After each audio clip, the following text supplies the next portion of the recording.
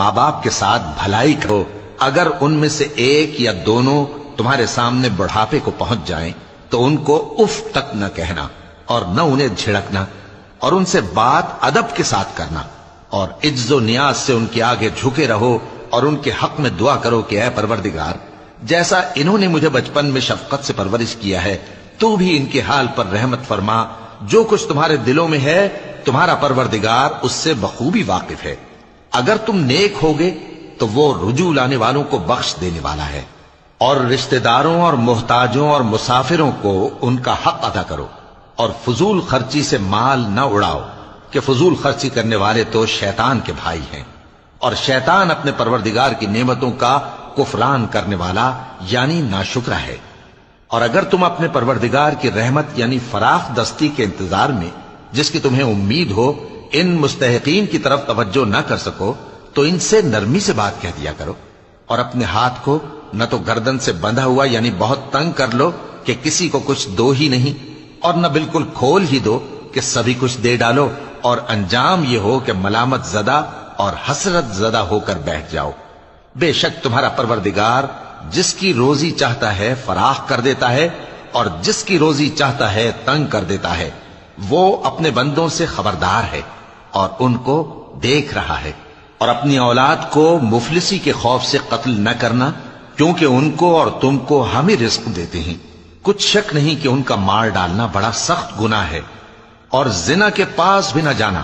کہ وہ بے حیائی ہے اور بری راہ ہے، اور جس جاندار کا مارنا اللہ نے حرام کیا ہے اسے قتل نہ کرنا مگر جائز طور پر یعنی بفتوائے شریعت، اور جو شخص ظلم سے قتل کیا جائے ہم نے اس کے وارث کو اختیار دیا ہے کہ ظالم قاتل سے بدلہ لے، تو اس کو چاہیے کہ قتل کے قصاص میں زیادتی نہ کرے کہ وہ منصور و فتح یاب ہے، اور یتیم کے مال کے پاس بھی نہ پھٹکنا مگر ایسے طریق سے کہ بہت بہتر ہو، یہاں تک کہ وہ جوانی کو پہنچ جائے، اور عہد کو پورا کرو کہ عہد کے بارے میں ضرور پرسش ہوگی،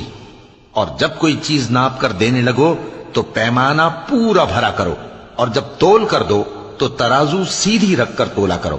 یہ بہت اچھی بات اور انجام کے لحاظ سے بھی بہت بہتر ہے۔ اور اے بندے، جس چیز کا تجھے علم نہیں اس کے پیچھے نہ پڑ کہ کان اور آنکھ اور دل ان سب اعضاء کے بارے میں ضرور باز پرس ہوگی، اور زمین پر اکڑ کر اور تن کر مت چل کہ تو زمین کو پھاڑ تو نہیں ڈالے گا اور نہ لمبا ہو کر پہاڑوں کی چوٹی تک پہنچ جائے گا، ان سب عادتوں کی برائی تیرے پروردگار کے نزدیک بہت ناپسند ہے۔ اے پیغمبر، یہ ان ہدایتوں میں سے ہیں جو اللہ نے حکمت کی باتیں تمہاری طرف وحی کی ہیں، اور اللہ کے ساتھ کوئی اور معبود نہ بنانا کہ ایسا کرنے سے ملامت زدہ اور راندہ درگاہ بنا کر جہنم میں ڈال دیے جاؤ گے۔ مشرکو، کیا تمہارے پروردگار نے تم کو تو لڑکے دیے اور اپنے لیے فرشتوں کو بیٹیاں بنایا؟ کچھ شک نہیں کہ یہ تم بڑی نامعقول بات کہتے ہو، اور ہم نے اس قرآن میں طرح طرح کی باتیں بیان کی ہیں تاکہ لوگ نصیحت حاصل کریں، مگر وہ اس سے اور بدک جاتی ہیں۔ کہہ دو کہ اگر اللہ کے ساتھ اور معبود ہوتے جیسا کہ یہ کہتے ہیں تو وہ ضرور عرش والے کی طرف لڑنے بھیڑنے کے لیے رستہ نکالتے، وہ پاک ہے، اور جو کچھ یہ بکواس کرتے ہیں اس سے اس کا رتبہ بہت عالی ہے۔ ساتوں آسمان اور زمین اور جو لوگ ان میں ہیں سب اسی کی تسبیح کرتے ہیں، اور مخلوقات میں سے کوئی چیز نہیں مگر اس کی تعریف کے ساتھ تسبیح کرتی ہے، لیکن تم ان کی تسبیح کو نہیں سمجھتے، بے شک وہ بردبار ہے، غفار ہے۔ اور اے نبی، جب تم قرآن پڑھا کرتے ہو تو ہم تم میں اور ان لوگوں میں جو آخرت پر ایمان نہیں رکھتے چھپا ہوا پردہ یعنی حجاب ڈال دیتے ہیں، اور ان کے دلوں پر بھی پردے ڈال دیتے ہیں کہ اسے سمجھ نہ سکیں، اور ان کے کانوں میں ثقل پیدا کر دیتے ہیں۔